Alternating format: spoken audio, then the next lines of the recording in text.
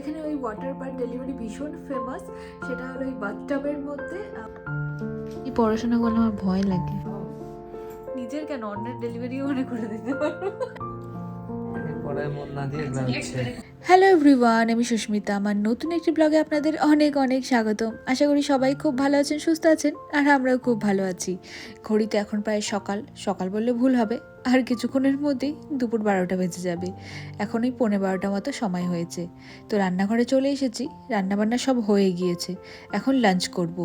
আজকে একটু তাড়াতাড়ি লাঞ্চ করে নিচ্ছি, মানে বলতে গেলে সময়ের মধ্যেই লাঞ্চ করছি, কারণ এরপরে আমাদেরকে যেতে হবে মিডওয়াইফের কাছে। ওই 12:30 নাগাদ একটা অ্যাপয়েন্টমেন্ট রয়েছে আমার রেগুলার চেক আপের জন্য। তবে আজকে না, একটু হয়তো বেশি সময় সেখানে থাকতে হতে পারে। তো সেজন্যই ভাবলাম লাঞ্চের সময় যেহেতু হয়ে গিয়েছে, খেয়ে দিয়ে বেরোনোটাই ভালো। কারণ আজকে সেখানে গিয়ে আমি নেদারল্যান্ডে আমার বেবিকে কিভাবে, কোথায়, কেমন করে জন্ম দিতে চাই সেই ডিসকাশনটা করব। এখানে একটা টাইমের পর নিজের ডিসিশন নিজেকেই নিতে হয়, ঠিক সেরকমই এখানেও আমি আমার বেবিকে কিভাবে জন্ম দিতে চাই সেই বেবির বার্থ প্ল্যানটা আজকে করে ফেলবো। অবশ্যই ডক্টর, মিডওয়াইফ এনারা তো গাইড করবেনই আমাদেরকে। তবে যা বুঝলাম বেশিরভাগ ডিসিশনই নিজেদেরকে নিতে হবে। এখানে গায়ে একটা সুচ ফোটানোর আগেও আপনার পারমিশন নেবে। তো দাঁড়ান, আগে খাবার দাবারগুলো প্লেটের মধ্যে বেড়ে নিই। ওই গরম গরম ভাত করে নিয়েছি, একটু ধনেপাতা বাটা করেছিলাম, আর এদিকে ঢ্যাঁড়সের একটা সবজি বানিয়েছি, আর ওই যে ভেজ ডাল বানিয়েছি। যেদিন রান্নাবান্না করতে খুব একটা মন চায় না, কিন্তু অনেক সবজি খেতে হবে, তো সেদিন এইভাবে ডালটা বানিয়ে নিই। আর সাথে একটু শশা আর লেবুর টুকরো নিয়ে নিয়েছি। রোহনও ওদিকে রেডি হয়ে গিয়েছে, ওর প্লেটটাও বেড়ে নিই। যেদিন যেদিন আমার অ্যাপয়েন্টমেন্ট থাকে সেদিনও বাড়ি থেকেই কাজ করে।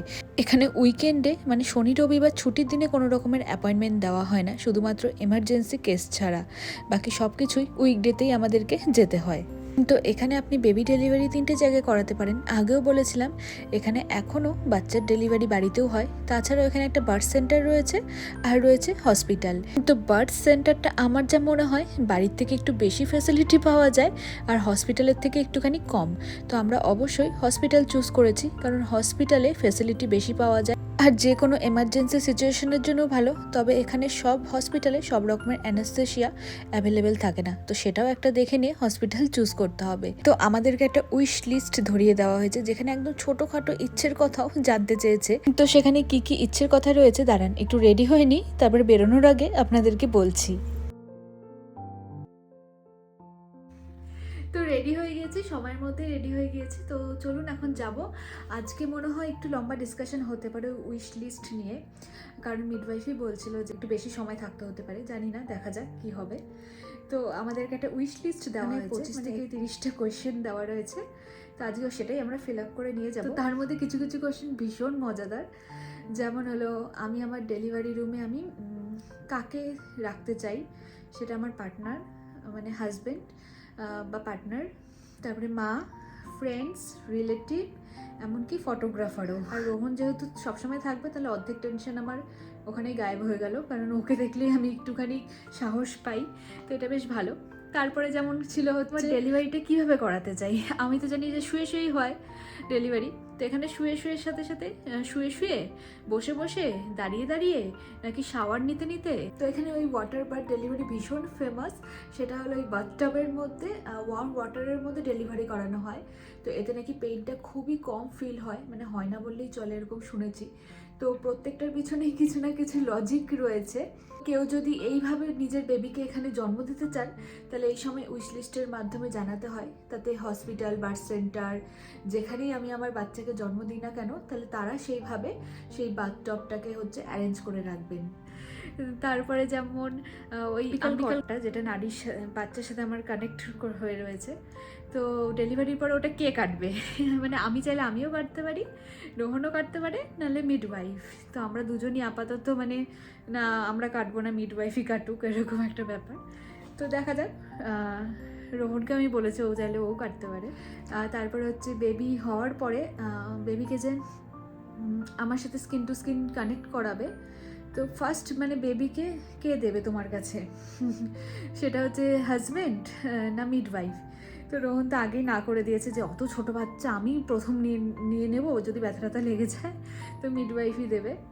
তো এরকম আরও অনেক কোয়েশ্চেন রয়েছে বেশ মজাদার মজাদার, যে আমি কেমন পরিবেশ চাই আমার ডেলিভারি রুমটা, হচ্ছে একটু গান টান চালিয়ে দিতে বলবো নাকি, তারপরে ওখানে লাইট কম চাই না লাইট বেশি চাই, মানে খুব ছোট ছোট ডিটেল কিছু কোয়েশ্চেন রয়েছে প্রত্যেকটা।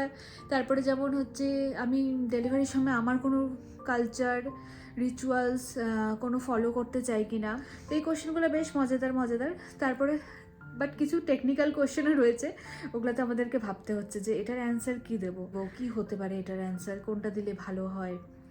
তো তো আমাদের দেশে কি হয়, আমরা ডক্টরের কাছে গেলাম, হসপিটালে গেলাম, ডক্টরই আমাদের ভালো মন্দ বুঝে ডক্টরই যা ডিসিশন নেওয়ার নেবে। কিন্তু এখানে হচ্ছে তুমি জন্ম দিচ্ছ বেবি, ডিসিশন তোমার হবে, তুমি কোনটাতে কমফোর্টেবল বলো। হ্যাঁ, ডক্টর গাইড করবে, বাট ডিসিশন তুমি নিলেই ভালো, এরকম একটা ব্যাপার উইশ লিস্টটা দেখে যা বুঝলাম। তা সেটার মধ্যে যেমন ছিল হচ্ছে কোন অ্যানাস্থেশিয়া আমি নিতে চাই। এবার আমি যতক্ষণ না চাইবে অ্যানাস্থেশিয়া এরা হচ্ছে দেবে না, তো কোন অ্যানাস্থেশিয়া আমি নিতে চাই তার কিছু লিস্ট দেওয়া ছিল, সেটার অ্যাডভান্টেজ ডিসঅ্যাডভান্টেজ কোন হসপিটালে অ্যাভেলেবেল সেগুলোও লেখা রয়েছে, মানে সেই হিসাবে যেন আমি হসপিটাল চুজ করতে পারি। বাট ওটা আলটিমেটলি মনে হয় মিডওয়াইফই, মানে যে হসপিটাল অ্যাভেলেবেল থাকবে সেই হসপিটালেই নিয়ে যাবে হয়তো। তো কোন অ্যানাস্থেশিয়া চাই সেটা বলে রাখতে হবে, সেই হিসাবে হয়তো নিয়ে যাবে। অ্যানাস্থেশিয়াগুলো প্রপার হচ্ছে হসপিটালে দেওয়া হয়। মিডওয়াইফ সাধারণত ওই লাফিং গ্যাস, আরেকটা হচ্ছে টেন্স বলে একটা থাকে, ওই হাতের মধ্যে কিছু লাগাতে হয় আর সুইচ টিপলে পরে একটু শকের মতো হয়, তো ওটা হচ্ছে পেন রিলিফ হয় না, মেনলি হচ্ছে ডিস্ট্র্যাক্ট করে। তো মিডওয়াইফ সাধারণত এই দুটো দিয়ে থাকে, বাট পেন রিলিফের জন্য ওই অ্যানাস্থেশিয়ার জন্য হসপিটালে যেতে হবে, মানে হসপিটালের প্রপার ডক্টররা দেবে। সব কোশ্চেন যে আমার জন্য রয়েছে আমি ডিসিশন নেবো এরকম নয়, রোহনের জন্য কিছু কোশ্চেন রয়েছে, ওখানে লেখাই রয়েছে যে বেবি হয়তো আমি ক্যারি করছি, বাট আমরা সেম জার্নি দিয়েই যাচ্ছি দুজনে, তাই ও কী চায়, ও কী এক্সপেক্ট করছে সেটাও লেখা রয়েছে। আর আফটার ডেলিভারি ও আমাকে কীভাবে হেল্প করবে সেটাও জানতে চেয়েছে। তো ও আবার কালকে দেখলাম লিখছে যে আমি ওকে রান্না করে খাওয়াবো, এই করবো সে করবো, টেক কেয়ার করবো তো এইসব লিখেছে পুরো। তো যাই হোক, এরকম অনেক মজাদার মজাদার অনেক কোয়েশ্চেন ছিল, কিছু কোয়েশ্চেন আমাদেরকে ভাবতেও হয়েছে কি অ্যান্সার দেবো, তাদের মিডওয়াইফের কাছে গেলে হচ্ছে ক্লিয়ার হবে আরও। তো চলুন এখন তাহলে যাই, সময় হয়ে এসেছে, রোহনও ওদিকে রেডি, তো চলুন বেরিয়ে পড়ি। চাবি আমার কাছে, লাইটটা অফ করে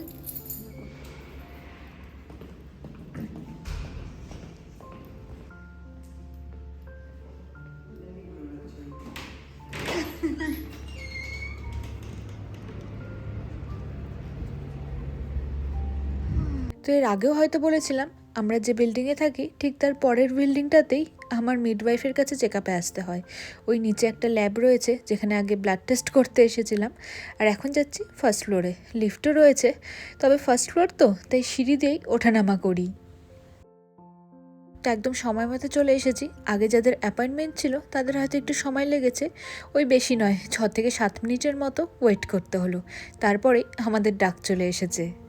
তো রেগুলার চেক আপ করে মিডওয়াইফের সাথে কথাবার্তা বলে ওই মোটামুটি 20 থেকে 25 মিনিটের মতো সময় লেগেছে আজকে। আমাদের চেক আপ হয়ে গেল। তো আজকে এর আগে বলেছিলাম মিডওয়াইফ যারা খুব ইয়াং, আমার মনে হয় আমি আমার বন্ধুর সাথে গল্প করতে যাচ্ছি। তো আজকে যিনি ছিলেন অনেকে মায়ের বয়সী, বেশি অভিজ্ঞ, হ্যাঁ, যার ফলে অনেক ডিটেলস আমাদেরকে আরও বোঝালো, মানে আমরা কোশ্চেন না করলেও উনি নিজে থেকে বুঝতে পেরেছেন হয়তো আমাদের এটাতে অসুবিধা হচ্ছে, তো উনি নিজেই বললেন। কিছু ভিডিও আমাদেরকে দেখতে বললো, ওরা ওদের ওয়েবসাইটেই রয়েছে কোর্স ওটা, হ্যাঁ, তাহলে বেটার আমরা প্ল্যান করতে পারবো। তো চলুন এখন তাহলে বাড়িতে যাই, একটু রেস্ট নেওয়া যাক। বাড়ি চলেও এসছি কথা বলতে বলতে, জাস্ট খেয়ে দিয়ে বেরিয়েছি। তো চলুন এখন বাড়িতে যাই। আজকে যিনি ছিলেন বেশ মানে ভালো, অনেক অভিজ্ঞ, হ্যাঁ, অনেক কিছু বোঝালো, অনেক ডিটেলসে বললেন। তো ওটার অ্যাপয়েন্টমেন্টও নিতে হবে, তো এইসব করতে হবে। রোহন মাঝে মাঝে বলে বাবা কতগুলো অ্যাপয়েন্টমেন্ট নিতে হবে, সব কিছু হয়ে গেলে তখন মনে হয় না ওই জিনিসটা স্মুথ, তার আগে একটু টাফ মনে হয় নতুন কিছু দেখলেই। তো চলুন বাড়ি চলেও এসছি। En dat terwijl je tijdens de bevalling juist het vertrouwen... তো আমাদেরকে কিছু অনলাইন কোর্স দিয়েছে ওই চাইল্ড বার্থের ওপরে, ব্রেস্ট ফিডিংয়ের ওপরে, আর কোর্সটা দুজনকে একসাথে করতে বলেছে। এতে অনেক আইডিয়া পাওয়া যায় যে এরপরে প্রত্যেকটা স্টেজে আমাদের সাথে কি কি হতে পারে বা সেগুলো থেকে আমরা কিভাবে রিকভারি করব, এরকম অনেক সলিউশন দেওয়া রয়েছে। যেমন নর্মাল ডেলিভারির জন্য ব্যথাটাকে কিভাবে সহ্য বা কন্ট্রোল করব, তার জন্য কিছু ব্রিদিং এক্সারসাইজ এখানে বলা হয়েছে। তো নর্মাল ডেলিভারিতেও পেইনটাকে কম করার জন্য কি অ্যানাস্থেশিয়া নেওয়া যেতে পারে সেগুলোর অ্যাডভান্টেজ ডিসঅ্যাডভান্টেজ সব দেওয়া রয়েছে। মেনলি এই সব কোয়েশ্চেন নিয়ে কিছু আমাদের ডাউট ছিল, তো এই কোর্সগুলো করে সেই সব ডাউটগুলো আস্তে আস্তে করে ক্লিয়ার হচ্ছে। আমরা মানুষরাই শুধু এত চিন্তা করি Want er is বার্থ নেওয়া নিয়ে। তাই না? জঙ্গলে গরিলা, সিংহ, ter wereld kunnen brengen. ওরা কি এত চিন্তা করে? ওদের কাছে এটা জাস্ট করে হয়তো, আমরা কি জানি, আমরা কি দেখতে গেছি ওরা ওদের ওদের মিডওয়াইফ আছে। তা আছে হয়তো। স্ট্রেস তো এই পুরো কোর্সটা একদিনে করা সম্ভব নয়, সময় নিয়ে নিয়ে দেখব। এখানে যেমন বলছিল আমরা মানুষরাই এই চাইল্ড বার্থ নিয়ে এত চিন্তা করি, জঙ্গলের পশু পাখিরা কিন্তু এত চিন্তা করে না। তো সেটাই রোহনকে বলছিলাম, হয়তো চিন্তা করে, আমরা কি জানি। Daarom een knip. Goed voor jou Toch is wel dat een idee. bij zowel Die kun je een nog natuurlijke vaak in natuur... পড়ায় মন না দিয়ে Die expert is even met jullie hebben over kraamzorg. Kraamzorg is uniek in de wereld. এটা তো Want in তোকে Nederland is er geen delivery রুমে enkele পাশে রাখবো, vrouw in de eerste যেগুলো week আমি na de চিঠি, geboorte যেগুলো আমার বাচ্চা চলে গেছে পড়াশোনাতে, ওগুলো তুই আমাকে মনে করাবি। ভালোটা বাকি তো মানলি আরো কয়েকটা বাকি আছে জানিস। আর বাকি আছে হচ্ছে আজকের মতো পড়াশোনা হ্যাঁ। এখানেই শেষ বাবা। 2 3 4টা বেশি পড়াশোনা করলে আমার ভয় আর লাগে। 4টা আছে, তারপরে ফিল আপ করতে হবে বলতে ওটা। ফিল আপও করতে হবে তো। পড়াশোনা হলো আজকের মতো, হ্যাঁ হ্যাঁ আবার কালকে। কালকে বাবা যত পড়াশোনা করছি, এরপর আর যদি আমি দু একটা বাচ্চা নেদারল্যান্ডে করতে পারি, এরপরে মিডওয়াইফ লাগবে না মনে হয়। তুই নিজেই নিজে নিজেই আমি নিজের কেন, অন্যের ডেলিভারিও মনে করে দিতে পারবো, অ্যাসিস্ট্যান্ট তো আছেই আমার সাথে। না না না, মজা করছি, বাট সমস্ত কিছু বলে দিচ্ছি। হ্যাঁ অনেক কিছু জানার, মানে তুমি আগে থেকে মেন্টালি প্রিপেয়ার হও। হ্যাঁ, তো অনেক কিছু জানতে পারলাম। তো ওটা ওই বার্থ প্ল্যানটা করতে আরো ইজি হবে আমাদের। এই কোর্সটা যদি আগে বলে দিত তাহলে আরো বেটার হতো। ও এখানে বলাও রয়েছে যে ক্র্যামজর্কটা ফার্স্ট ট্রাইমেস্টারে বুক করতে হবে। এই কোর্সটা যদি আমরা আগে করতাম তাহলে অনেক কিছু জানতে পারতাম। তো চলুন ব্লগটা এখানেই শেষ করছি। সবাই খুব ভালো থাকবেন, সুস্থ থাকবেন, আবার দেখা হবে নতুন একটি ব্লগে। ততক্ষণ জন্য বাই বাই।